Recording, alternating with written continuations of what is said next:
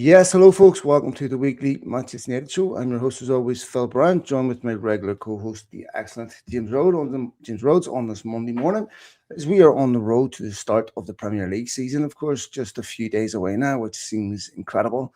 United will talk about the disappointing result against AC Milan, the ins and outs of that. We'll take a look at a lot of the other United-related news, and of course, the big talking point is what will you need to do in the transfer market to address certain flaws and weaknesses, some of which were badly exposed against AC Milan. First of all, mate, how you doing? How was your weekend? Doing well, and despite the meaningless loss to Ruben Amorim, which would have upset some people, but not doesn't really bother me in the same capacity. I think people were struggling. Uh, I think the fact of who United lost to affected a lot of people a lot more than it would have if it was a different game and a team in preseason. But I had a good weekend, a very nice weekend. Otherwise, kids back to school last week, so things kind of settling into a pattern. My son had a championship game for his football team over the weekend that he was in, and it was How do you do? a wild game. He did great. It was definitely his best game of the season, and they got it done in American extra football? time, which was no Southern football. Yeah, I try to refer to football always as football here when we're talking. By the way, Yeah, the it's great. people that get hung up on that, I want your life. Yeah, If if your that's really, problems are that small. yeah, if that's really what's bothering you in life, then I would like to have that. And by the way, it's not a phrase that Americans coined. It was a phrase that was coined long Correct. before it came to Yeah. America. But Mhm. yeah. Anyway, um, he also is a button designer because you were wearing his gear. I love Indeed. your Yeah, he made your me the shirt. shirt Well as done, well. young It's great. man. Yeah. It's well done to your son. Nothing Mhm. quite like getting something made for you by your own kids. The sentimental Indeed. value in that. Just the effort, time it Of takes. course. Instead of getting mom to go in the store and buy something in the shop, you get this, get that, to make the effort to do something specific for you. I love that when my kids do that. That Yeah. means more to me, TNT, honestly, than anything you can buy in a shop. And, 100%. it's congratulations, well, to you, mate, and well done to your young boy. That's maybe you make me one. I love that. Yeah, yeah. Yeah, Um, yeah. let's talk about AC Milan, mate. Of course, 4-2 at the weekend. Started out quite well. United looked like they were going to cruise or at least get another victory, another very good preseason performance. You said something there that I suppose I take your point that the result itself is meaningless. But, Jamesy, is it fair to say that the reasons why the result ended up that way are not meaningless? Sure. Yeah, I think so. Exactly that, right? And of course, this is what preseason is for, and that's to some degree why you don't worry so much about it. In some respects, you need to be challenged in preseason, right? You need to find your flaws, find some weaknesses, because we know this is not a perfect team. And in a lot of ways, going up against Ruben Amorim, where it's quite interesting because apparently I was listening and I can see exactly why, but somebody was mentioning that apparently Solskjaer, on one of the talks that he gave, or in somewhere where he was doing some punditry or commentary, was specifically talking about how Ruben Amorim's system would probably be the most difficult thing for Carrick to play against in terms of the matchup itself from a tactical standpoint, which I find rather interesting. United actually struggled against back threes last season too, under both Amorim and Carrick. Their worst games of the season. You think about Leeds after that long layaway. Terrible game. Worst game under Carrick. Only really bad game under Carrick, and it came against the back three as well.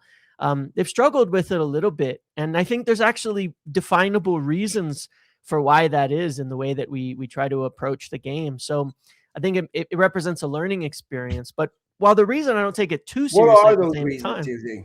yeah, well, here's the thing from a tactical standpoint. If you look at it, right, the way Carrick likes to play, as we've seen, is get those midfielders real close together. Everybody in the middle of the pitch really close. These really close little interplays, dynamics in the center of the pitch, keep those spaces really small. But of course, what that does against the back three that has super maximum width like Ruben Amorim's team sets up with those wing backs all the way out wide, is you collapsing into the center and leaving these spaces out wide, and they're able to essentially press man to man against your fullback. And when you're playing all those forwards super narrow, instead of it being 3 against 2, where they have to pull a fullback over there to help, you're playing 3 against 3 up front. And essentially it all comes down to the middle of the pitch being really small, and then you're leaving your fullbacks on an island against some really pacey wingers, essentially, which is dangerous in any aspect in football. You never want to do that. And I think that's really why is that you know, in previous games we've seen where in the preseason where Luke Shaw's getting free on that side and he's just running down the pitch in empty spaces. Instead, he's always got a man on him. And we know that with Shaw, you know, with the age, with things like that, you know, if he's wide open in spaces, he can do fine. But if you're asking Shaw to get back and cover a winger all the time and get up the pitch, he just doesn't have the legs for it anymore. Okay, so Jinsey, to me, that would be more of an, I don't want to say an indictment, the criticism of United. Why does this problem still exist? This is a pretty obvious problem. Yeah. To me, there was a couple of fundamental positions United had to address in the summer, which they haven't addressed, which, by the way, it's been a position that United have had to address for years. Yeah. Seems like at United, there's money for everything but footballers. Right? Yeah. So, I mean, if you can't afford to bring in footballers, but you can afford dividends, I think we have a problem here. And I understand that the Glazers in, you know, legalese and in legal parlance have said, okay, we can't take dividends. They just took them out in a different way. They took them out in upfront lump sum through the strategic review. The left back position is a major concern. Jamesy, to me, it was glaring. Mm-hmm. And when we talk about the market being inflated, nothing is going to inflate the cost of a left back more than that preseason performance. Yep. Because now you need to go back to the market. And if I'm a selling football club, I'm looking at that left back position where you need to get tore apart against AC Milan and going, you have a really desperate need. You should not be going into the Premier League, start of the Premier League, we're still having Luke Shaw as your only real out now. Like that is, I've been defensive of Ineos, James. Well, I've commented where I thought was fair. Yeah, and they've recruited well in many different areas. I have to be honest, having qualified for the Champions League, my expectation of how United would recruit this summer was very different. And kudos on the Yuri Tielemans deal, but Yuri Tielemans doesn't rescue your summer. Yeah. Right? And if Yuri Tielemans isn't supported with other quality signings, we're going to have a Paul Pogba type conversation. Well, we need this to unlock him. And you know, football team is a jigsaw.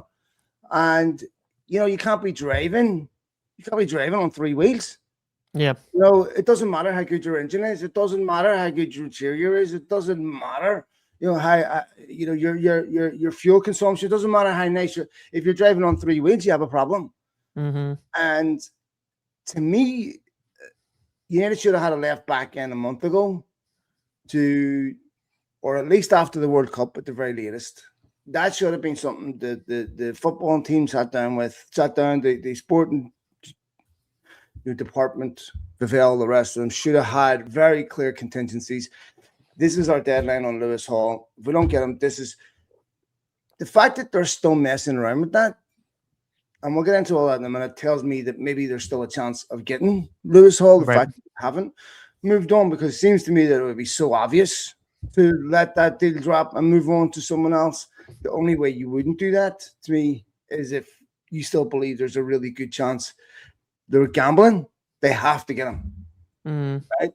What they can't do is turn around on deadline day and sign, you know, some obscure left back and then get caught out.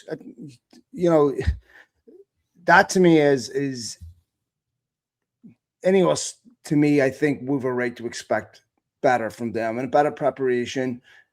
Everything inside the football club should have been to make sure that United are not in a position where they're going to the market for key fundamental needs in the last 2 weeks of the window. You have to address that before you get to the last 2 weeks of the window. Last 2 weeks of the window were great to go out and get some of the, ancillary stuff, some of the add-ons, some of the, decorations on the cake, but you have to have the cake baked by Yeah, then. Now, we can always point to examples in the past where it's come off, but we can point to many where it hasn't. We'll for get to the sure. transfer stuff in a minute. We'll continue focusing on AC Milan. The positives are Big Maguire scored in the first few minutes from a corner, and of course Patrick Dorgy on the score sheet, looking quite good in that advanced Yeah, position. Then we have, I thought Marcus Rashford played quite well in the last 20 something minutes that he come on. He looked dangerous. Um, Mason Mount out again for a precautionary. That doesn't sound very precautionary. yeah. It's been 3 games now, hasn't it? So yeah, I mean, like you say, it's there was some other positives in the game, and the other reason you don't worry about it so much is one of the things is clearly, and this is a difficulty. Obviously, United will face following a World Cup summer. It happens every time there's a World Cup summer, which isn't that often, to be fair, because the one 4 years ago was in winter, which is just the rust from a lot of players. I mean, that was Yuri Tielemans and Bruno Fernandes's first preseason start.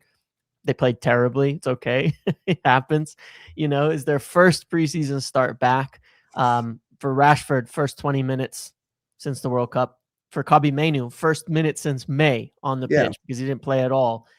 For a lot of these guys who were playing in this game, they had not played like at all. And you'd hope, and it happens very often, that in the week leading up to the Premier League kickoff, teams will arrange some little closed door fitness games and things like that to get some more minutes in the legs, because a lot of these players will have not played much, which we need. And to some degree, that's why it's hard to judge this game, because some of the players were just bad, and you wouldn't expect them to be bad in general, but some of the rust there. But yeah, Mason, the injury issues, Benjamin Šeško is in full training, obviously, but he won't have any minutes to start the season. So I expect he'll be on the bench against Hull, from what I know, but he's not going to start, and it's going to take a few weeks to get going. But Mason Mount, it's like with that, it's like it's what he said when the precaution happened. I said, yeah, but last time I heard about a precaution with Mason Mount was in February, and then he was out for 6 weeks. 2 months, 3 months. We've heard this story over and over and over with him. If you have to be so cautious that you cannot play football, then it's not a caution anymore. It's right. something else. And yeah, that's a problem. I mean, it's a problem, and I don't think it necessarily needs an exorbitantly expensive solution to cover for Mason Mount right now, but it is a problem. I mean, you just can't rely on it. You just can't. When it's like this, it's like, even if he's available, which I expect he'll be 900 to 1,000 minutes over the course of the season, like he is every year, you don't know when. It's going to be random. It's going to be here or there. It may not be when you need it, and it might be when you don't need it, and everybody's fit and healthy. So it's just, you can't plan with him in there. The only people that plan for Mason Mount being in the team are people who can't afford an alternative. Yeah. So you're forced to take those risks. No responsible football club relies on Mason Mount. I mean, if you're asking that question at Man City, do they rely on Mason Mount? Absolutely not. Right. Liverpool, absolutely not. Right? Arsenal, absolutely not. I mean, you look at the midfield surplus Arsenal have, James. You look at the players they have. They're going out and signing players that for their bench that would walk into United's team. Zubamendi, I think would walk into United's team. I think United have a good midfield, but we're putting a lot of pressure on young Andre Santos to hit the ground running right away. Yuri Tielemans is very, very good player, of course. Then with Bruno Fernandes, who's subject to interest from teams abroad, where it doesn't look like United will cash in. Although I guarantee you there's a temptation amongst the United board that if a big offer was made for Bruno Fernandes, because United, if you look at the way, and I don't necessarily think this is terrible, but when it becomes the focus, then it gets a concern. United are signing players with a view to selling them. Now, that never used to happen. Sure. Right? And if you look at the focus on the type of players they're buying, and what they're doing with the academy, and I understand that the rules somewhat um, cause this Yeah. consequence because of what they incentivize and what they punish. But I look at United and I'm going, I don't think they're buying players with the view to keeping them for the next 10, 15 years, where this is going to be this individual, if the right offer is made, will be sold. They would have sold Bruno Fernandes last season if they could have. Bruno Right. Fernandes had to want to go. Like, just imagine where United would be this season without Bruno Fernandes, and imagine how much it would have cost. So what you net from the transfer is quickly wiped out by the fact that you don't qualify for the Champions League. Like I have some concerns in that regard about what is the selection criteria for the players that you're going for. And a lot of it is, can we sell this player later? I have concerns with that. I mean, if you look at, we talk about United being bad sellers. Well, they're bad sellers because they sell bad players. If they Yeah. wanted to sell their best players, Yeah, they could sell their best players. Yeah. right. Yeah. But it seems to me that everything's about, let's get kids from the academy into the first team, right? And that to me is a purely financially driven goal. If you want to be the best team in the world, the probability that you have the best player in that position in the world in your academy is very, very slim. Sure. Now, you can bring young players in and they can develop, but if you end up getting a left back from your academy that's quite good but not the best in the world, if you sign that player to put him in your first team, you'd be really disappointed. And then when you start losing games, because that isn't the, I'm just using this one particular issue as an example, it could be any position in the world, then that's saying Alan Hansen, you can't win anything with kids, is right today. You can't. Sure. Right? It was wrong then, but it's right today. I think that when we're sitting here, James, with the week, 5 days before the start of the Premier League season, and United have spent circa 38 million net. Now, I said last week I don't really focus on that spending. I focus on the fact on the quality of the players that they're signing. But they're not signing these players, James. I mean, I did think that by this stage, United would have signed more than Carl Darlow on a free. Tielemans at 35 million and young Andre Santos below the 50 million mark. That is a really meager. Yeah. And look, it's an interesting one because 2 weeks ago, I'm very much prepared in the sense that, like you said, I will defend what I think is correct from an observational standpoint. I think United have done really, really well to sign good players, which is something we did not do in the past. We made so many mistakes. We haven't made mistakes, but 2 weeks ago, I changed my view as things happen and as evidence occurs. 2 weeks ago, I'm going, okay, yeah, beginning of August, we've got a month left. I know for a fact at that point, we're pushing for big left back signing. It's obvious that's an area of need. That's the biggest problem. If we get that big left back signing in, I think that's really good. I think that's what United need to get done. And it's a big point. But then another week goes by. All right, well, there's still a little bit of time left. Another week goes by. Now what was okay before isn't now, because it's been 2 weeks without any progress, 2 weeks without any improvement.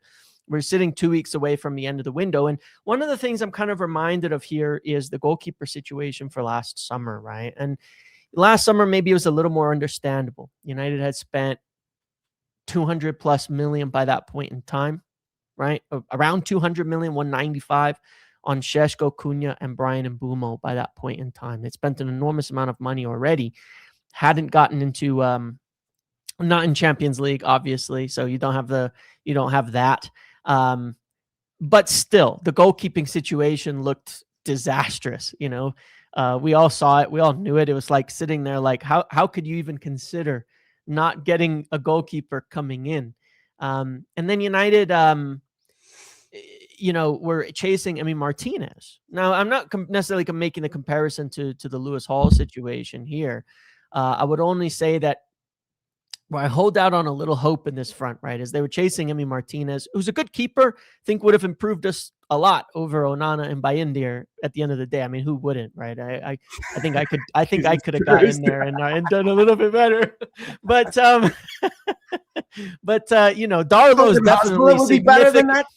We could have signed Darlow last year. He would have done a lot better. He was much better for Leeds than Onana and Bayindir were. But not saying, anyway. Um, but yeah, Mm, you could have done it. But, we chased Emi Martinez, didn't get it done. It was too expensive. They decided it's not worth the risk for this player, the cost, the age, all of that. And they turn around and sign Senna Lamens. Now, they signed him too late where we'd already lost some points. But right. obviously, in the long haul, fine. We Okay, made the yes, Champions yes, League. yes, We've yes, got him yes, for 5 years. yes. It's great. It's great. It was a win. I'm looking at the left back thing and thinking it reeks of some similarities there, where they've got, of course, a Lewis Hall, which is a big, expensive target. Yes, he's young, not the same as Emi Martinez in that respect, because he's a young player, a lot of potential, a lot of future. I think he's worth Mhm. the money because you're talking about Luke Shaw's been here 13 years, 13 nearly now, 13 years coming up on that, right? It's 12 years or something, and soon What it'll did you get it saying Luke Shaw for? 30 million, wasn't a it? record fee at the time for a fullback, from what I recall, right? He was only 37 million, 17. something like that. And he was a kid, I he think was he was only young. 17. What's that? Pochettino, I think he was only 17. Pochettino gave him his debut for Southampton. Yeah, he was so young, and we paid basically a record fee for So the that entire we position at the sitting time. here, when did they say him? 12 years ago? Yeah, it's a So we're long sitting here time. 12 years later with an injury-plagued left back as our only left back that we Yeah. signed for 28 million. James, that's not the behavior of a football club that has Well, of serious course, ambitions. no, yeah, of course. And look, We're not- obviously we're there not- was 'cause there was a you know- decade of irresponsibility in But all man, fronts between. yeah, but listen, Yeah. we're having the same similar conversation about right back. Yeah, Right? United have needed a right back for 5 years, I believe, at least. yeah. Right? Yeah. And if I hear, But they've also needed a midfield for 13 years too. yeah, It's like well, it's just the club has been obviously irresponsible for an extremely long do you know what I period of hate, time. James? I Yeah. hate it whenever someone's qualifying a choice. Oh, he can do a job in there. Yeah. This is No. Manchester United. I hate that sound. But this, we yeah, don't need a player that can do a job. yeah. I can do a job. I just have to say, this is why I'm saying, all I would say on that front is I'm happy we're not doing those types of signings anymore, because we did do a lot of those. And that's why we keep ending up with the same players in the same position. We sign Amrabat on loan because he can do a job, and then it turns into nothing. We signed Malacia because Ten Hag knew him and he could, cover for Luke Shaw, and it turned into nothing. And we've made a lot of signings where it was like, they could do it, but they're not great. And I like us being more picky, but we have to actually get something done. And the only thing I want to say on this point on the left back is that if they don't go for Lewis Hall and they do get a younger player in the not younger because Lewis Hall's young, but another young prospect from outside the Premier League, I'm not going to write it off as necessarily a failure, because Senna Lamens is great. And they've done their homework in terms of scouting and things, but it is vital. For example, one of the players linked to us, I think Laurie was the one who linked this to us in general, this Salinas in La Liga. Played his first game in La Liga because he was in the second division, but he played his first game in La Liga yesterday. Apparently did extremely well. Looks like a really good young player. 16 million release clause. United, if they're not going to get Lewis Hall, trigger it tomorrow. You know what I mean? Because if you think he's good and you like the player, get it done if it's going to work, and I'll support that and say that that's fine, because we need a long-term replacement. And if you think he's good enough, I think we can back. United scouting has been good in terms of identifying good players. So just go get something done in this position. United will probably need 2 left backs at the end of the season. Yeah. Yes. Because, yes, at the end of this season. Yeah. And a young player at 16 million doesn't stop you from buying another later either. That's kind of the good part. Yeah. And I don't know what the discussion is here inside Old Trafford. Do we want to go out and sign a left back that's going to put Luke Shaw to the team? Well, Luke Shaw's really good, so maybe it's a backup left back. This is nonsensical. You don't want it has to be somebody you think can take Luke Shaw out of the team. And the only reason even if it's not instant, right? Yeah. Yes, and the only reason why I'm using that example is, I was Yeah. listening to Laurie. We'll talk about this on the Talk of the Devils, but the dilemma facing United with the left back position, where there's a reticence to bring somebody in that would displace Luke Shaw as the number one left back. I don't understand that I mentality. You don't get want to that bring in either. somebody that won't replace him? Like, isn't that the whole point? You Yeah. know, it's United will sign a left back.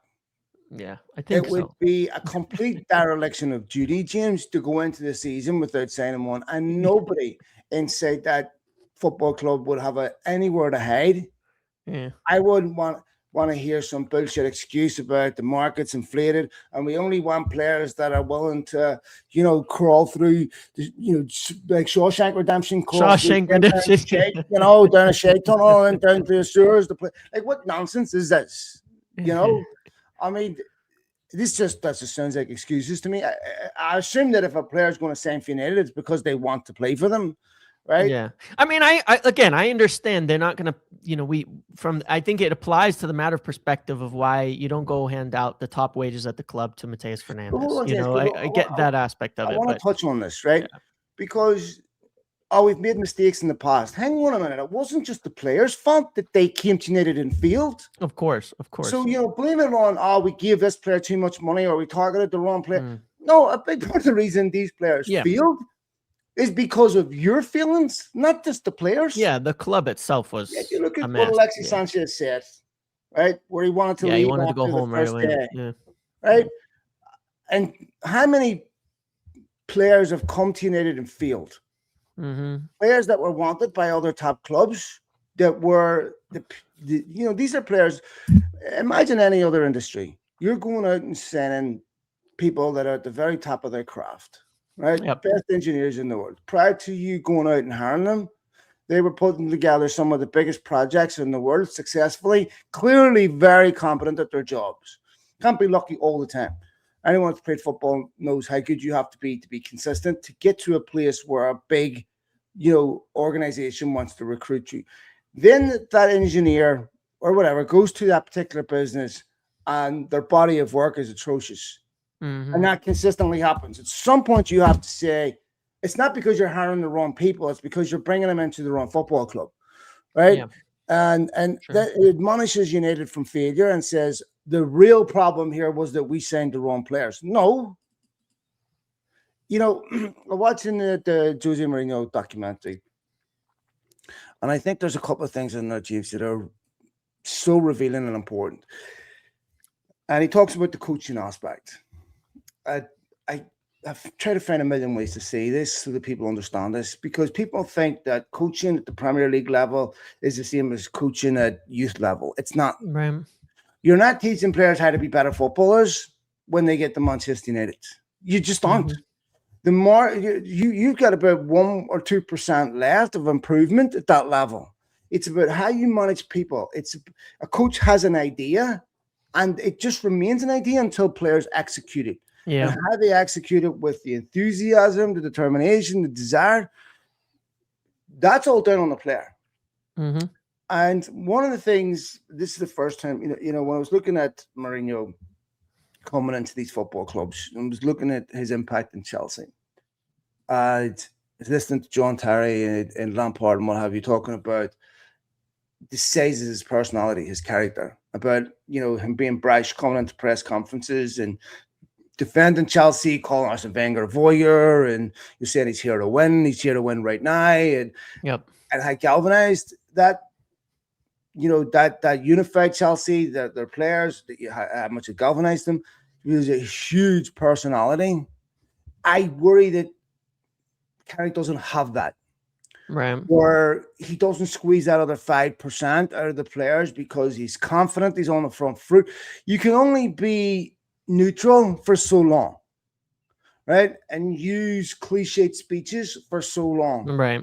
At some point, you have to have a bit of an edge to you, right? At some point, you have to have a little bit of charisma, a little bit of character. This is one area where I'm like, okay, where does Michael Carrick squeeze the other 5%?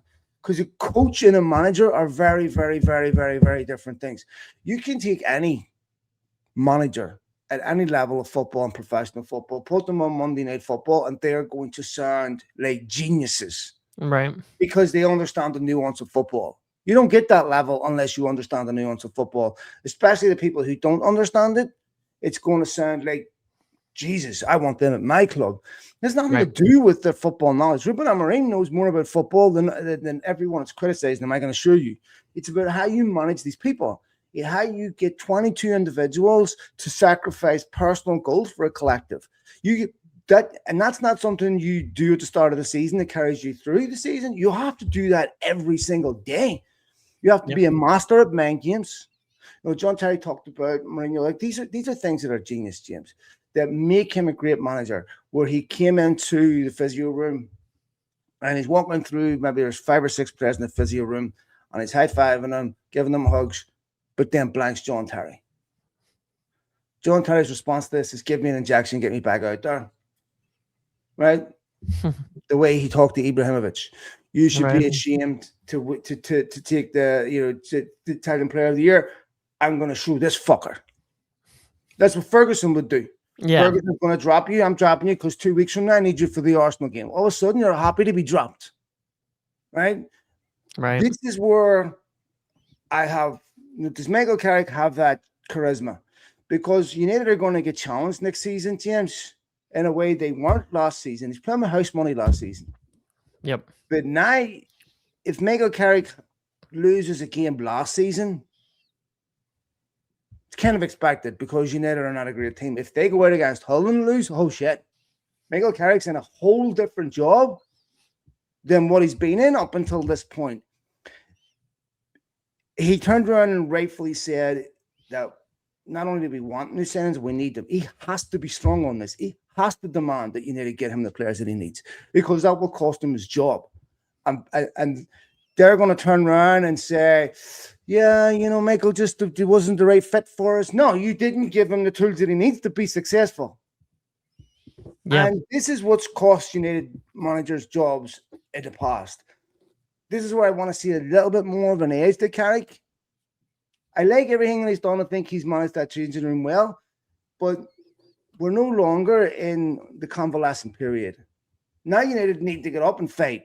Now I need to see an edge. Now I need to say we're challenging you. We're coming for you. Michael Carrick, we can do great things. All this nebulous shit, right? What are we going to do? That's not a Premier League team that's not a team that can challenge for Premier League title. There's no way. Sure.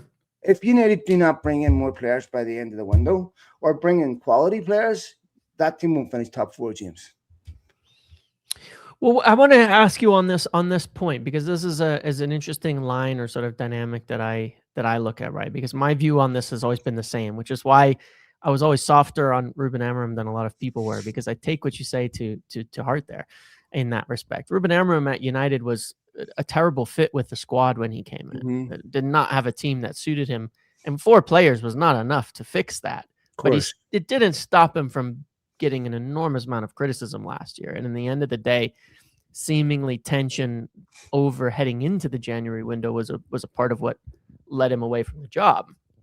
Now, Michael Carrick ran into that situation. Obviously, a different coach with different needs seemingly fits the squad a bit better, gets a better tune out of the existing pieces that are there, finishes in the top 4 for United, with the most points earned over that second half of the season. So clearly he was finding a way to say, this is with this team, I can produce something. Now, I think we all agree, everybody does, even the most optimistic, that was not necessarily a sustainable pattern of things. It came at the right time. It came with huge gaps in the schedule where very, very easy. AFCON was over. All these things that happened second half of the season when a lot of clubs are fighting it out in later rounds of cups, things like that too. But the question is more of standpoint of, I always look at it in this way, is that for a coach, their job is, what is a reasonable expectation given the team that they've been given, the tools that they've been given, right? Because if you're at Everton, you have different tools than if you're at Crystal Palace, than if you're at United, than if you're at Arsenal, than if you're at City. I look at City, I look at Enzo Maresca, and I go, if they're not competitive for a league, you sack him because he's already going to have so many tools and so many resources and so much. And I think he's going to fail massively. And I think it's fully on He's just not nearly the coach that Pep Guardiola was. That's my opinion right now. We'll see how it plays out during the season. I look at Spurs and I go, a mess of things where they built a weird team, but their coach is having them in 17th 2 years in a row is pretty damn bad at the same time, right? So I'm curious with United, and just a slight segment. Yeah. Like, if both of those guys fail, it won't be because the board didn't give them the tools to be successful. No, agreed for sure. So what I'm getting at here is that what is failure though for Carrick? Because when I look at it, I go, yeah, I don't think United under any circumstances, United were never going to end this window, in my opinion, with a team that was good enough for a league title, because they were just not going to get to everything yet, because they just weren't. It just wasn't going to happen. That good. Well, I hear that, but hold on, but that's a fair caveat. If Maresca is going to feel badly, yeah. Who's going to take second place then? No. Look, I actually think that's a fair job to make sure that Michael Carrick has a team that's better than the team that ended the season. Otherwise, yeah, well, look, I agree with you, but that is a fair caveat, because I look at City and I actually think they're worse. Losing Pep and Rodri, for me, is irreplaceable in one season. We've seen it when you lose that manager, when that top guy who's so influential for a decade leaves the club. Sure. What can happen? Rodri was also the anchor of that midfield. They've not been better. I mean, even the past 2 years, they didn't win the league. That's unusual. For Pep, that's the first time in 10 years that he hasn't won the league in multiple seasons now in the Premier League. So I look at that and I go, they're already, to me, regressing a bit. I don't think Arsenal are that good at all. Yeah. I think Liverpool have actually still at this stage gotten worse. They were also in their post kind of Klopp era. They spent a ton of money last summer, got worse. Mohamed Salah is gone. Konate is gone. Trent is gone. The bulk of what made them successful is gone. Ekitike's out with an Achilles injury. They haven't actually done enough to get better. And the same, I would say, applies to quite a few teams. And I look at that and I go, okay, well, in one respect, it's part of the reason why I think actually United are going to get top four, because I actually think they're one of the few teams that hasn't regressed from last season in terms of their strengths. How much they've strengthened, that's a different question to me, but I don't think they've regressed in that respect. They haven't regressed, James, but the demands on them this season are going to be higher for sure. In that sense, they have regressed because they're less equipped to deal with the season this season than what they were last season. The only thing I want to say about that is United have multiple players looking to leave because there was last year's squad was not overextended by any stretch of the imagination. No, if anything, it was vastly underutilized. Kobbie Mainoo didn't play for half the season. It led to a huge amount of tension. Xerxes, who's still here, led to a huge amount of tension. Aiden Heaven didn't play for 3.5 months under Michael Carrick. He obviously can. There's a lot of underutilized players in addition to obviously the return of Rashford and all that. So it is a bigger squad than it was last season in that respect as well. That squad's woefully short of what's needed for a competitive Champions League season, a competitive Premier League season. If Luke Shaw gets injured, this is such a key position. There's no doubt about that left back thing. For what it's worth, to me, it's inexcusable. We have a situation you have to get a left back in. Benjamin Sesko hasn't played a game, James, with the shin injury since Liverpool. When are we going to see him back? That means United don't have an actual central striker. We need somebody else in there who can do a job in a key position, right? Not good enough. Manchester City have the best striker in the world in Erling Haaland, right? Up by Harry Kane. If you Arsenal went out and significantly strengthened up front, they tried to sign Vinicius Jr. United are sitting here going, well, with Marcus Rashford back, but we don't fucking want them. And we couldn't make it clearer that we don't want them. And we do anything to get rid of him, but we're going to reintegrate him. How do you motivate a footballer like that? To me, that's deplorable. I don't care what you think about anyone. We're nice here, and they don't want to use, that term, the bomb squad. How the fuck did it get used in the first place? How does an organization allow? And then you wonder why we can't sell players because you just labeled them a bomb squad. That is unconscionable to me. That is so stupid. That is not if I have an asset I want to sell, I don't use pejorative terms like they're a bomb squad. That's a fucking disgrace, quite frankly. Right? Just imagine your employer labeled you that. I would I be look, furious. I hear you in this respect. No, Don't but I just do have to say, there's I no just but there. no, no, Get no, it? no, not a butt on the term, but I do have to say Listen, that they were more effective at selling players last summer than this summer by quite some but margin. James, regardless, that's a disgrace. Sure. To disgrace to turn No, around. no disagreement. I mean, I mean, they've yeah. gone after anyone that makes more than 50 quid a week. Right? We're sitting here saying we don't want to overpay. 60 million for Lewis Hall is a bit rich for our blood. What the fuck were you expecting for Lewis Hall? 40 Berkeley Blue in a box of matches. Like, what are you talking about? Like, Yeah, no, look, I know, but I'm hearing this I stuff, agree. and you're turning around and constantly singling out Casemiro for the money he makes. Casemiro's the reason why you're in the Champions League. Marcus Rashford for the money he makes. Listen, Marcus Rashford, I'm sure I've said this before, so forgive me. Marcus Rashford's contract is a consequence of two things. One, because he was a world-class player when he got it. Mm-hmm. And two, the Glazers didn't want to lose what was appraised at that time, £130 million asset in the strategic review. So it was included in the appraised sale price. So the Glazers already treasured that cash of Marcus Rashford being an asset. And now Man United want to single him out? No. Marcus Rashford could have left, He should have left on a free. And all of this, if he had left on a free, we'd be talking about a different footballer. United fans would hate him for leaving on a free, but now they hate him for signing a new contract. And they solely blame him on these issues, which if anyone had any idea about what's actually went on in there, I would like to believe we get a reassessment on why. Phil, you and I both know and agree on this subject because I've never put the blame on Marcus Rashford for his contract. Yeah, these are your employees, and then you want to complain that you can't sell them. Yeah, like James, I'm sorry if someone inside my organization labeled assets, even whether I wanted them or not, in that manner, I'd sack them on the spot. How dare you? I mean, that is a discreet. Anyway, and I'm not just talking about Marcus Rashford. We're sitting here, James. We had Tam Malacia come on against Newcastle, put in probably one of the worst performances I've ever seen from a professional footballer. And here we are, 4 or 5 days after the start of the Premier League season, and we still don't have another left back. Why? Yeah. I'm sorry, but that is not acceptable. When you look at, we want to see what we can sell. If we're United are seriously in a position where they have to sell Harry and Moss before they can go for a left back, we're fucked.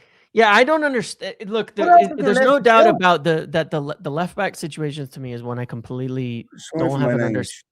There's one that I completely don't have an understanding of the situation of, because again, I look at it like the goalkeeper thing from last year, and I just think it should have been near the first thing you brought in the summer. It's a type of problem you cannot excuse by way of, well, we have to see where the budget lays. You have to do it. It doesn't matter how you do it. It doesn't matter, in what manner you do it. The left back has to be brought in. Luke Shaw played the most games of his entire tenure at United last season. Betting on it happening again, and then you're adding 15, 20 games onto it is not just unlikely, it is impossible. It cannot happen. It will not happen.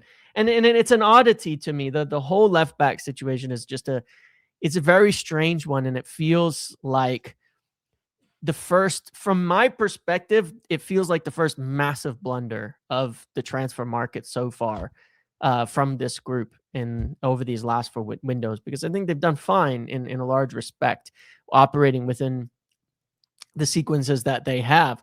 But in terms of that, it's to me, I can't see anything past it being a mistake. With the amount of money United have spent, they very much absolutely can bring in a left back. It should have been done already. As long as if they end up with a good one before. Barcelona be no, but position? if they end up with any top club would be in this position where they can't sign a footballer. Yeah, it's really weird. But mate, I don't understand it. It's not within an acceptable margin of error. No, it's not. Margin of error is, hey, we overpaid for this guy. But now, if you can't recruit footballers, fuck, you're at Manchester United. How, Yeah. if Well, Coventry City I thing, don't get it no, because last summer we were able to bring in Cunha and Bumo, Sheshko, big high profile players, high profile names, I don't think they were high expensive profile, players. Jamesy. Well, in the I, Premier League I they think are they were Cunha good and Bumo. players. They were well chased anyway Well, in I that think Cunha respect. is a good player. I think Mbumo was a good player. But United weren't facing competition for those players from the world's top football club. But Good you're not players. from Lewis Hall either. You're not Well, for this is Lewis the Hall, thing. and you haven't all summer. So Newcastle, Arsenal were able to get Newcastle players out of there. Yeah. Barcelona. Spurs got were able to players get- out of there. Spurs were able Barcelona to got get players out United of there. can't. Nah, James, this is Yeah. not acceptable. But they can certainly know, they know how to raise ticket prices, right? They know how to go after people erroneously for allegedly ticket touting, because that's United's job. You're not going to see. United are happy to work with commercial VIP partners to create a market where people will pay exorbitant fees for tickets, right? So they want to take your tickets away, offer prime seating. They're just looking for excuses, right, to be able to overcharge, because they reckon everything is a transaction. Do they really care about season ticket holders? No, right? If they could do away with season ticket holders completely and sell each game, right, to at an exorbitant, they do it. They don't care about. So they've made a million bad unpopular decisions, but the one thing they don't have is money to buy a footballer. Like, James, I'm sorry, but if you look at the signings they've made two good signings. Mm-hmm. I think that, given the fact that Michael Carrick pulled off a miracle getting them in the Champions League, that guy's owed more than that. I think Bruno Fernandes is owed more than that. Right? Well, I just think the football club is owed more than that. You have a plan and you laid out your aims and goals. If you're not, you got to follow through on the aims and goals. And to me, the fact that Michael Carrick has to go into the start of a Premier League season, United lost their first game of the season last season because they didn't prepare properly. Correct, because they didn't bring in a goalkeeper. Right, and they lost the game in the most predictable manner possible. 100%. What if United go out and lose against Hull because of a left back position? It's possible. But James, to me, Omar Barada has nowhere to hide. Yeah. Like, you can sit there and do your fluff interviews and use your business boring cliches, right? We want to win the league in 2020. Well, mate, you're going to sign footballers to do that. Well, no, because we're going to find some diamond at £1 million in someone's academy, develop them, and Jimmy Ratcliffe and the boys at Glazers now go fucking happy days. 3 footballers. I mean, I don't understand, James, that you have to have business acumen in the market. But to me, they're overly obsessed with turning United into an RB Leipzig. Don't you think it's more? I mean, I sort of agree and don't, because RB Leipzig would have never bought the footballers they bought last summer. Like, I'm not sure that that's particularly true. I think they have blended the purchases quite well between, expensive players and cheaper players and, young players and things like that. But what I do think is that they are very, very, very, very, very risk averse when it comes to buying footballers. I'm sorry, but the people that take risks in life are the people. I'm saying it's too. I think it's gotten to the point of too much. It works when you have obvious, but then if you're gonna be that risk averse, you're gonna end up paying a lot of money for some of those players. I mean, Cunha and Mbumo were not cheap. At the end of, in Mbumo, they approached that deal, Premier League proven player, 1 year left on his contract. They looked to get him for 55. In the end, they had to pay 70 million to get it done, and that was in last year's market. They're going to have to be willing, I think in this respect to really, you can't, I guess what I'm saying is that to me, it's an odd one because you can't really have it both ways. You're not going to find Tielemans with 35 million release clauses everywhere. You're going to sometimes have to pay a hell of a lot of money for those guys. The Cisco deal was largely funded by selling the likes of Garnacho, selling the likes of Hoyland. Yeah. Right. So it wasn't like United were same with Mbumo, right? I mean, United have been selling quite a lot of players for decent fees. Yeah, right? They've gotten decent money back. And so, over the last few years. Yeah. Plus, with their additional sell-on fees and what have you. Yeah, and a lot of kids correctly being moved out, I think is the right thing. But yes, it's been helping. And I agree. They have the money to make a deal. I really don't understand this point, because there's so many things I think make sense and are logical Starting and to can annoy be me, as you can explained. see. Yeah, I Because don't it's just been building understand and what is building. going on with this position right now, and Well, not getting progress on it. I don't get it. I've been charitable with my interpretation on Yeah. a lot of what the Glazers are, Ineos, and the Glazers, we must add, because the Glazers have now escaped complete focus and accountability for this when that's totally wrong. But, to say not only are they so risk averse, the financial aspect dominates every decision that they make, right? Even the Ruben Amorim situation, right? Ruben Amorim should have been sacked long before. Really, he should have been sacked after Grimsby, in my opinion, right? Or even after the Europa League final. But okay, I can understand you giving him some time, right? But the financial element of that, how much does it cost to sack him? Sack his assistants, because it costs us a lot of money to sack Ashworth, and it costs a lot of money to sack Ten Hag. So now we persevere with him in the hope that it's going to turn out right. Not because you have confidence in him as a manager, but because it costs too much to make the other decision, right? United needed players in January.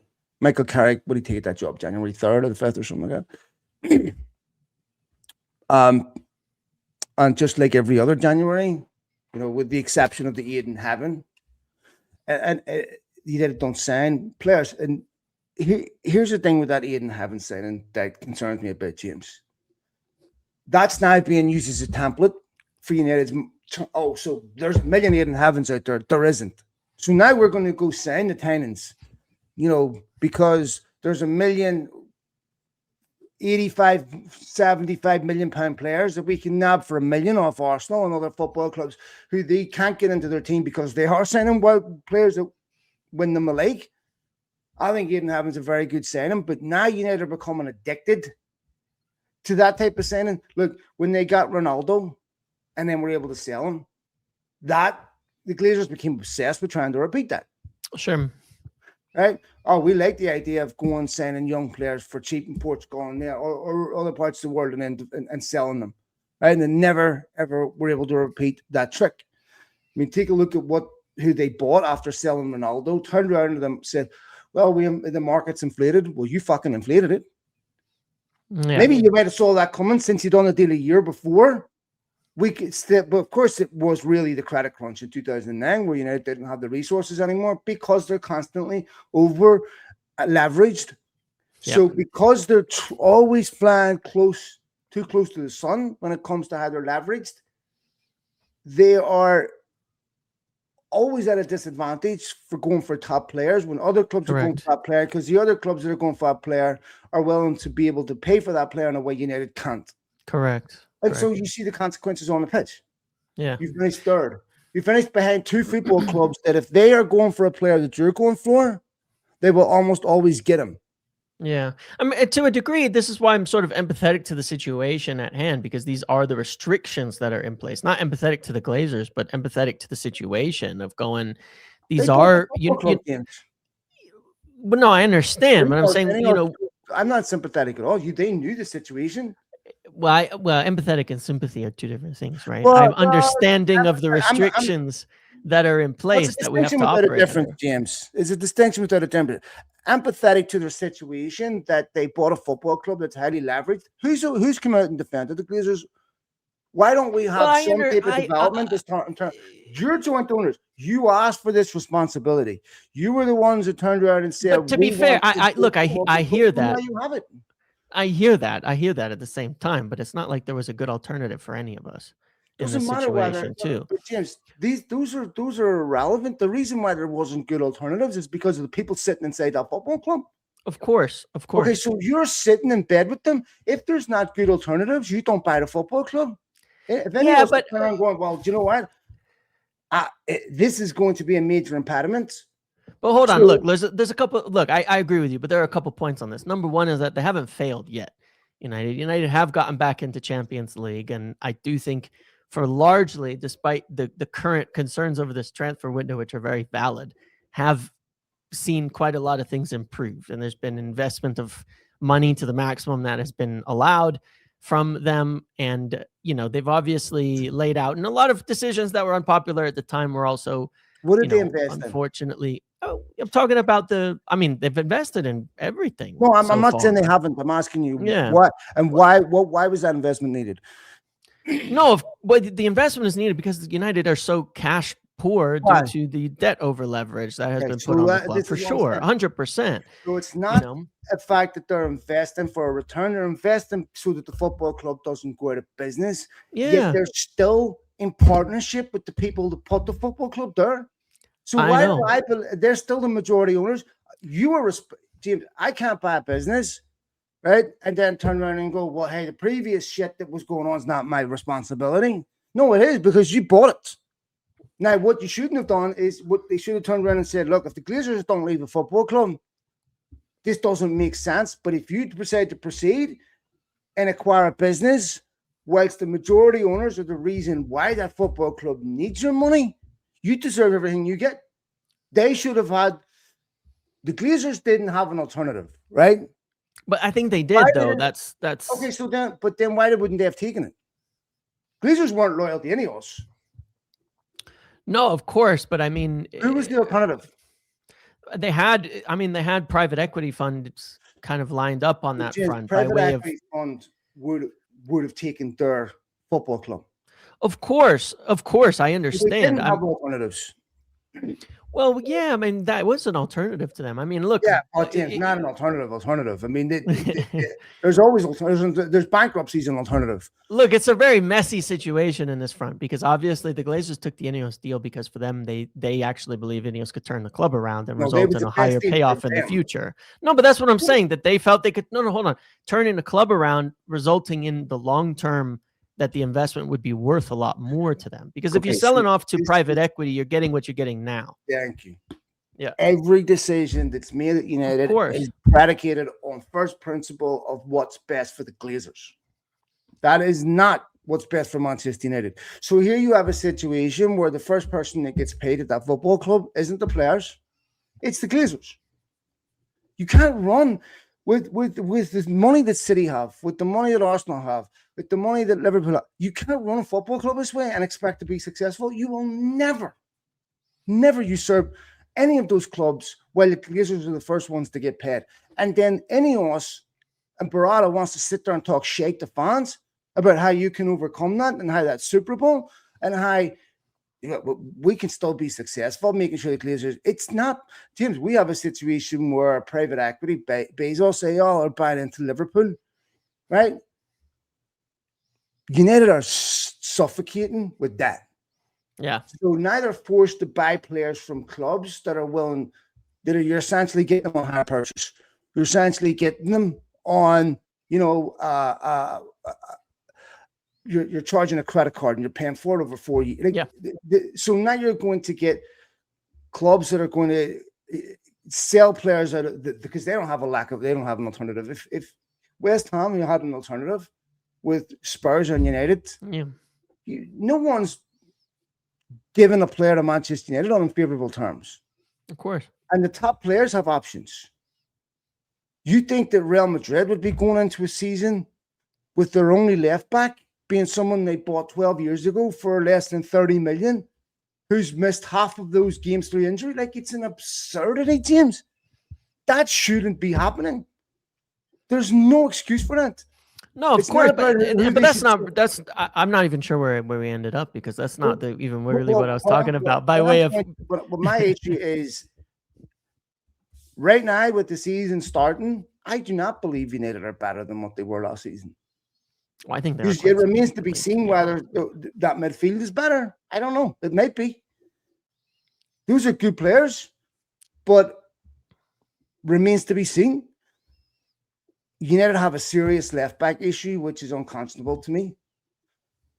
They have a situation where they've got a guy gets come back to the football club. It's probably their best signing over the summer, which was a player that's come back on loan. where they couldn't possibly have made it clear that the only thing that they haven't done with Marcus Rashford is tie a bell around his neck. He's a leper. But hey, go out and give us 100% every week and play for a football club that doesn't want you. I don't know, James. To me, like, creating the right environment doesn't cost money. Behaving with certain values doesn't cost money. Those are the things you have to get right. And anyone that's sitting there thinking that Michael Carrick is being given the tools to challenge Arsenal and City right now, it's nonsense. That team, I'm telling you, if they don't bring in a top quality left back, and I'm willing to forsake not getting another midfielder, even if they delayed that to January, I think they could get away with it. They don't bring in a quality left back, that's going to have a domino effect throughout that team. That's going to affect Dorgy. It'll take 2 weeks before people are on their backs. It's going to affect Rashford. Whoever plays down the middle, it's going to affect them. It's going to that is not an acceptable situation to go into a season when you're calling yourself the biggest football club in the world. I mean, how surprised will you be 10 minutes into the whole game, we see Luke Shaw on the ground holding his leg? No, it's almost inevitable because it's what always happens, right? And when you don't prepare for it, it's the worst thing happens every single time. So what are we going to do? Go get someone that's getting frozen out of Tottenham, who's not even getting on, whose Spurs we're going to release, by the way, because... No, but I understand. The thing, like I said, the thing that doesn't make sense to me is despite everything that we've spoken about here, United do have the ability to sign a left back. I don't understand why they haven't done it yet. Because all I've been trying to point out here is that despite all of these problems and issues, United have acted pretty logically. You can draw a thread between what has gone on in their actions over the last 18 months or so to a large degree. Even if one has a disagreement with some of the reasons why, you can draw a thread. I do not understand why they haven't purchased a left back. Just with everything that's gone, everything that's happened, I don't get it, and it is very, very frustrating at this stage. It's almost unbelievable because it's not because of the Glazer debt that they haven't bought a left back. They have the money to buy a left back. No, they could have got a deal done a month ago. It's how they pay for left back. But they were going to do it anyway. Like my point here is that 6 weeks ago, they were willing to offer up to 85 million for Mateus Fernandez. And then they already had Ederson in the bag at that point for 35 million. That's 120 million outlay. You have money. You had already decided to. I know, but they had the money. They'd already decided to spend 8 weeks ago. They've had more sales since then. They've had more youth go on. They sold Vitek for another 14 million since then. They've sold. They've moved on more young players since then. They've gotten Bayindir out on loan since then. They've gotten Onana out since then. They've gotten all of these things have happened since that point in time. They have the money for this signing, despite all the crap around the Glazers, the debt. They can do this within the planning that they've already. This is my point. Within the scope of what has already been planned, underneath all this bullshit, they can sign this player, and they haven't, and it doesn't make any sense to me. It doesn't make any sense. If I'm going to steel man an argument the other way, it has to be because they have to believe they're going to get Lewis Hall.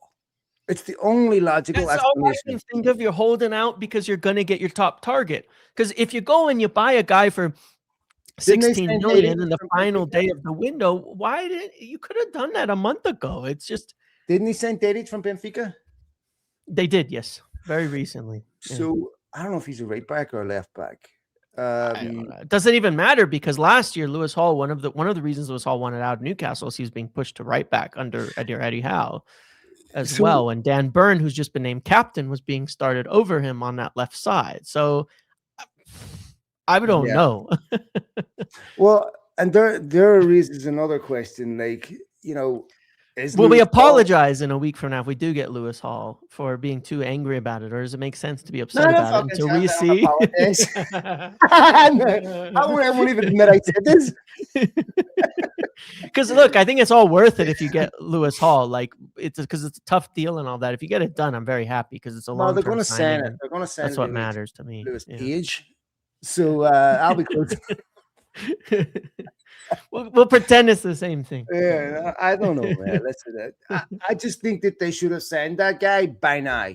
Yeah, Like, yeah, yeah, but yeah, look, yeah, at the same time, what we said last week is United have to get the player done by the end of the window, not by the yeah, yeah, start of yeah, the whole game.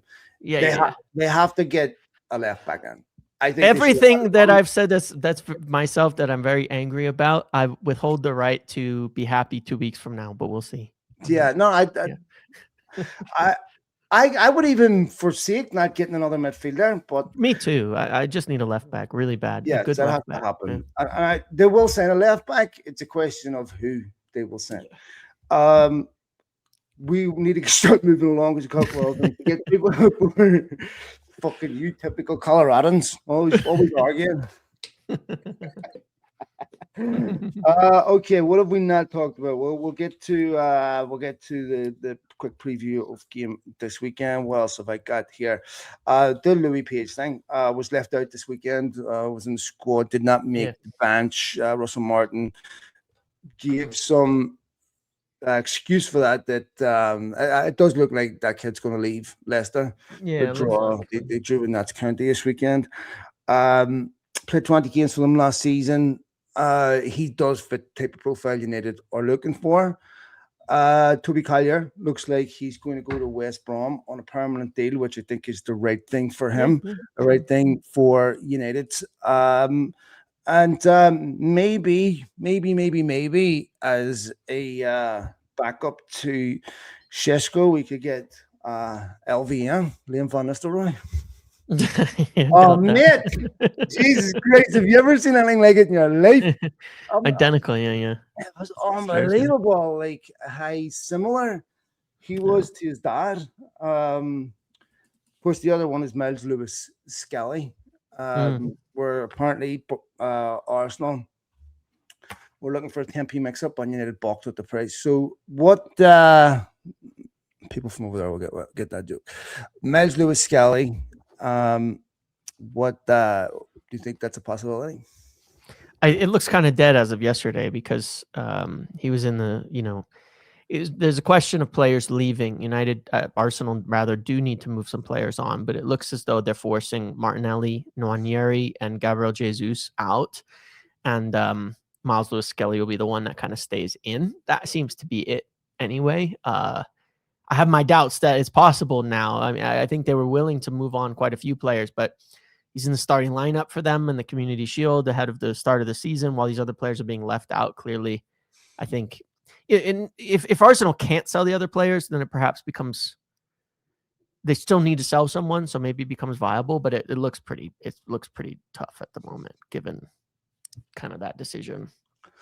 I don't know. I think a lot can change there, but Yeah. Again, given the fact that he's quite versatile, he left back can also play in midfield. I think that plus he's English, the right price. If he played for United, the only offers United would be getting would be on loan with an option to buy. Mm-hmm. If United got Miles Lewis Skelly on loan with an option to buy, I think you'd have to be insane that to take it. Now, I think if it was anyone other than United, Arsenal might entertain that deal. Yeah. Not with much, isn't it?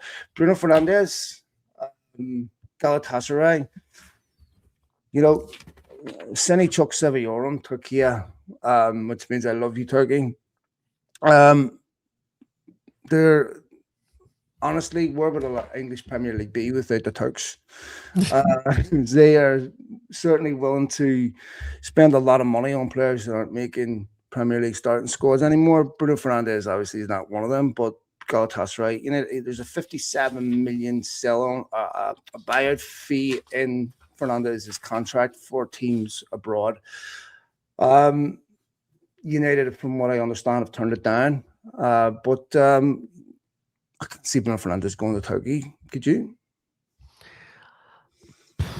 I don't know. I mean, it's always up to him. I think at the end of the day, no clause may be expired now from some of the reports out there, but it's always been up to Bruno, right? If he wants to leave. So I think it's entirely up to him. I mean, it would be a little bit odd to me for him to turn down a lot of money last summer now United are in the Champions League, and now he would leave. I suspect he'll at minimum stay another year. United have a 1+1 on his contract. I think that they'll decide with him over the course of the season whether he's going to stay longer or not, though.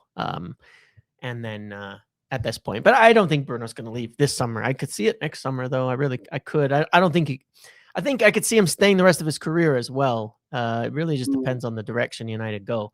If they backslide a little bit, I could certainly see him leaving next year, but I think he'll stay now. I don't think he'll leave at this point. So let me see. I think we have a couple of questions that I wanted to get to, and then we'll let me see if there's any here worth getting to. Tommy says we don't have a fit centre forward. Also consider Delict was available and fit at the start of last season when we only had one game. We still have no idea if he'll return and be available. I'd argue the squad isn't any stronger than the start of last season. We just had that discussion. So I would agree that at best we're the same. You disagree, but I think it's much stronger. We didn't have Lamans at the start of last season for one. We didn't have Darlow. I'm including Lamans in that. We didn't have but we didn't. I think Rashford makes us stronger. It's an additional forward we didn't have. To the fact where I look at even with Benjamin Šeško out, you've got Cunha and Bumo and Rashford who can all play in the number 9 and have successfully won games with all of them in the number 9 at United. And it's not just do a job. I mean, Mbumo's playing almost exclusively in the center during this preseason and for quite a few wins last year in the Premier League. But and that doesn't make us weak because you can still you have enough forwards. You could play Cunha in the middle and you still have Rashford and Mbumo, and you could play Mbumo and you still have Ahmad, and I think we're much, much stronger in that respect in terms of all our options around the pitch. I also only want to add to this point, we didn't have another left back last year. We started the season with the left wing back. The only player we had was Patrick Dorgu.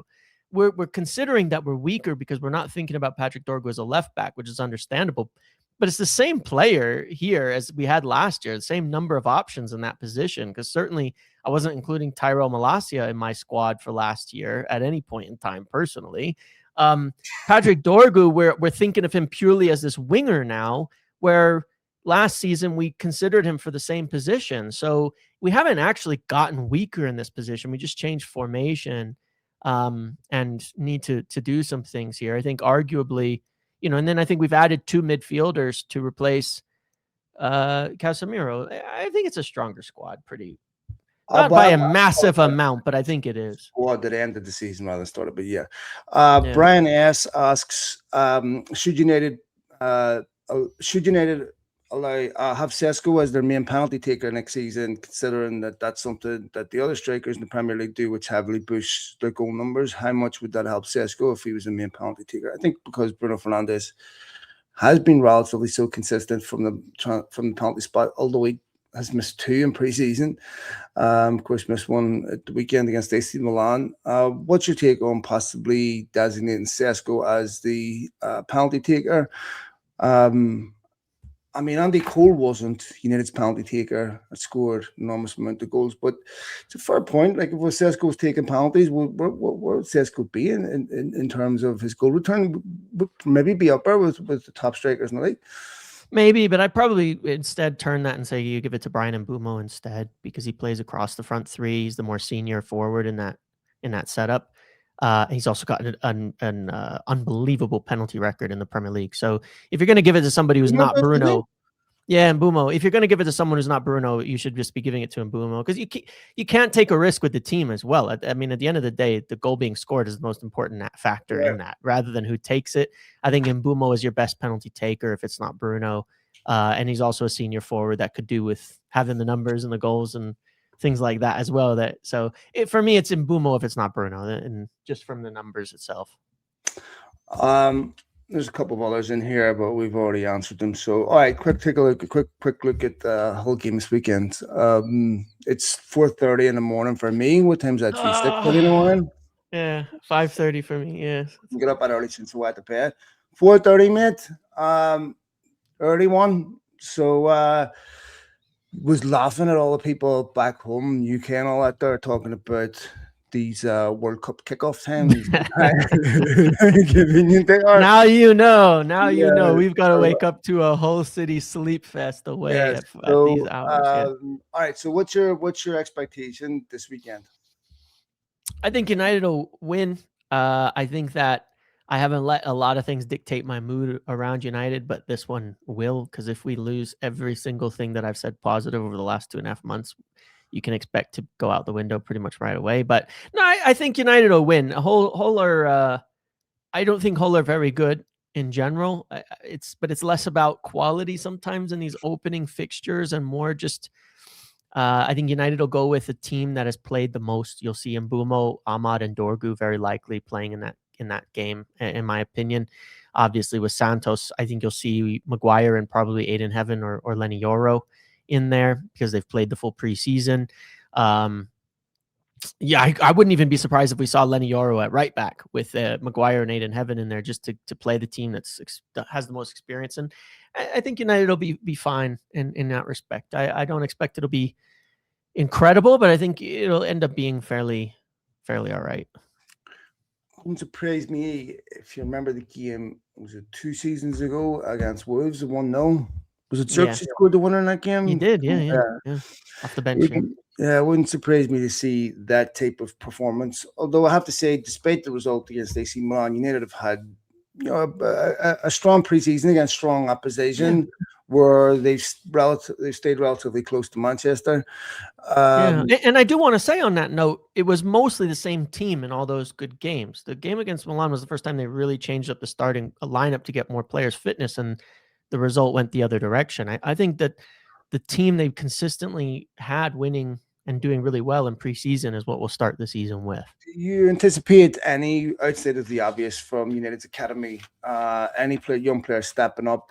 I mean, of course, we talked about JJ Gabriel, talked about Shea Lacey, one or two others, but I still think that United's squad will still have some, still some spaces to be filled out.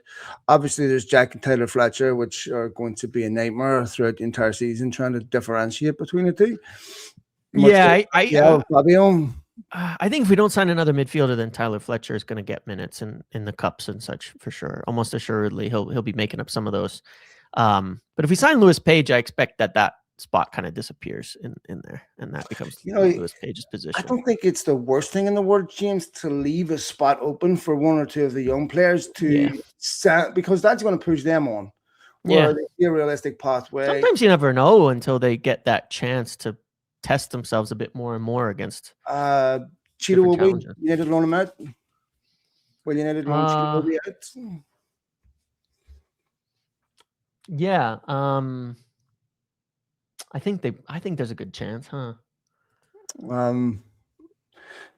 I think for his next stage in his development, that's going to be something that needs to happen. I don't think he's going to improve that much more playing at the level he's playing at. He needs to be pushed. He needs to be put into a first team environment where he's being challenged and where games have consequences. So, you're talking about a kid that when he first came, 2 years ago? Yeah. I mean, he was playing first team football 2 years ago, and it looks like he's declined a bit. Maybe not declined, but his opportunities to play have declined quite a bit. And I think he's at an inflection point in his career where he needs to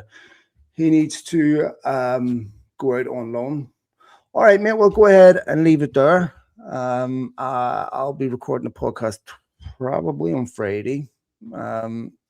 You and I'll be back next week, man, for something else where we need to talk about. If you're missing me too much, if you're missing a grumpy Irishman, just give me a shout, mate, and we'll record again before the week. If you need to send a left back, I guarantee you'll be wanting me on a podcast. Fuck that timing. Totally.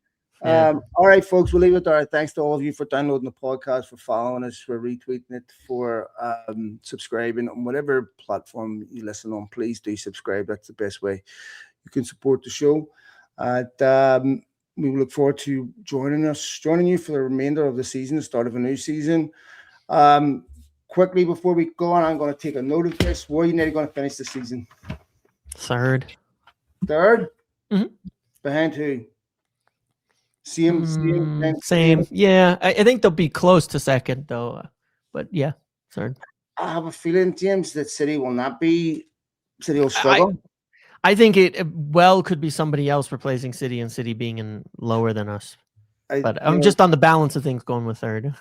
well, just watching that Mourinho documentary, one of the things, same with Ferguson, is the vacuum that's left behind Yep.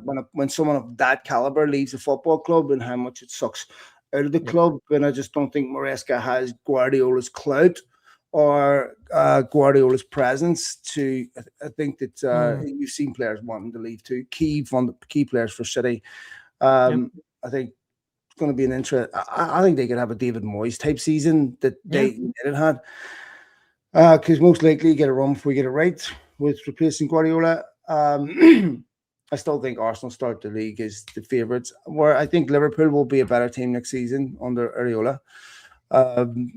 So I can see them being a bit of a threat for that top three, but all depends. I'm going to say,